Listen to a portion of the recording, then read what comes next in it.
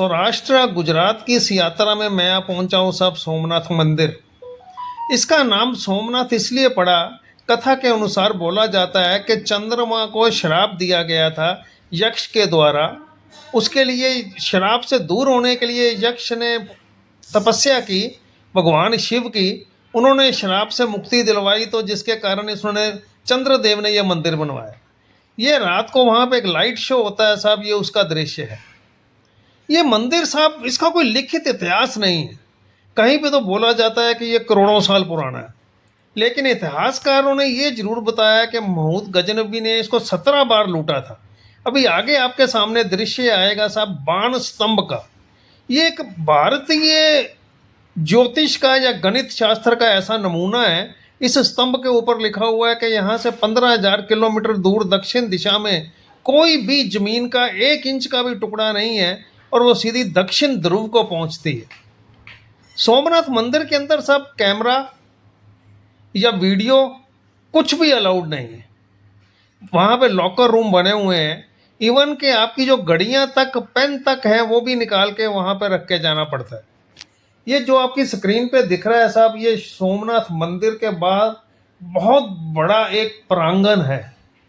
इतनी बड़ी जगह है साहब कि यहाँ पे हजारों आदमी भी अगर लाइनों में लग जाएं तो मालूम नहीं पड़ेगा ये कि कितना विशाल है।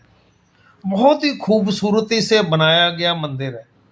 इस मंदिर को साहब, ये भारत का पहला ज्योतिर्लिंग है। वैसे तो टोटल 12 ज्योतिर्लिंग गिने गए हैं, लेकिन सबसे पहला ज्योतिर्लिंग ये सोमनाथ मंदिर है। ये जिस स्वरूप में आज खड़ा है, इस स्वरूप में इसको लाने का श्रेय जाता है भारत के लौह पुरुष सरदार वल्लभ भाई पटेल को। ये उनके प्रयासों से ही ये मंदिर बन के तैयार हुआ।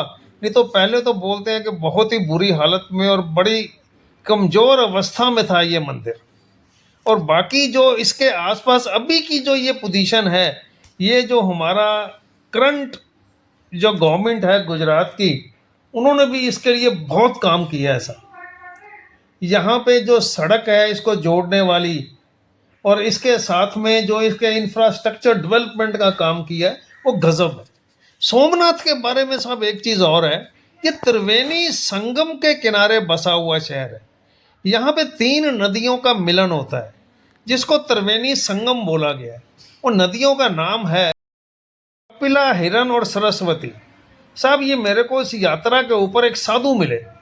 ये 12 बजे का टाइम है साहब, 45 डिग्री का टेम्परेचर है, और ये साधु की तपस्या की प्रकाष्ठा देखिए साहब। ये पैदल ही पूरी यात्रा कर रहे हैं इस तीर्थ स्थान की। ये यहाँ से द्वारका जाने वाले हैं।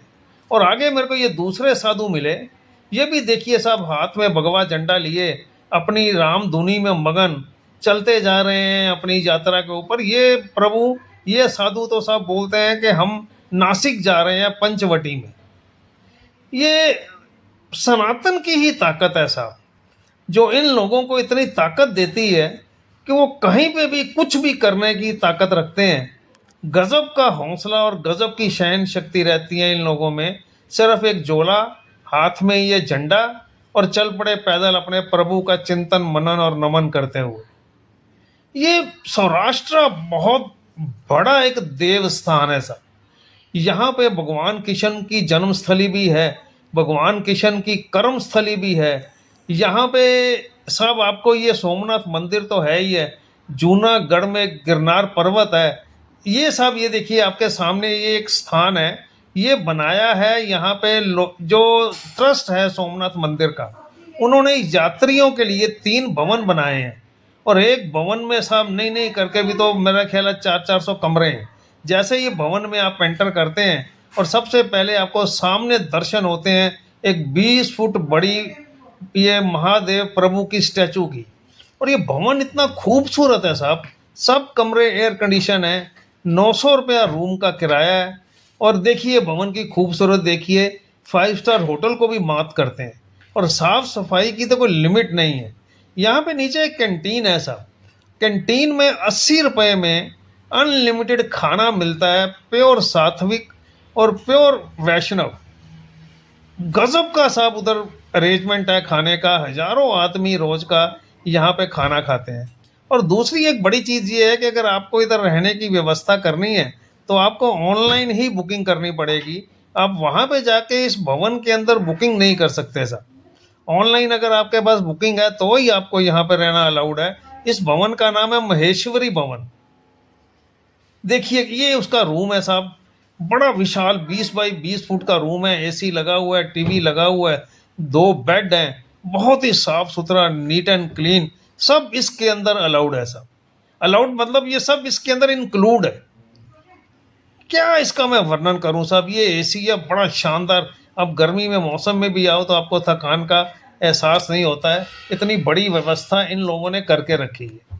बाकी मैं तो साहब ये वीडियो ख़त्म करते हुए एक एक ये इसका प्रांगण है साहब, जहाँ पे मैं चलता हुआ आ रहा हूँ, और मैं तो इस वीडियो को ख़त्म करते हुए बोलूँगा हर हर महादेव, हर हर महादेव, हर हर महादेव। धन्यवाद साहब।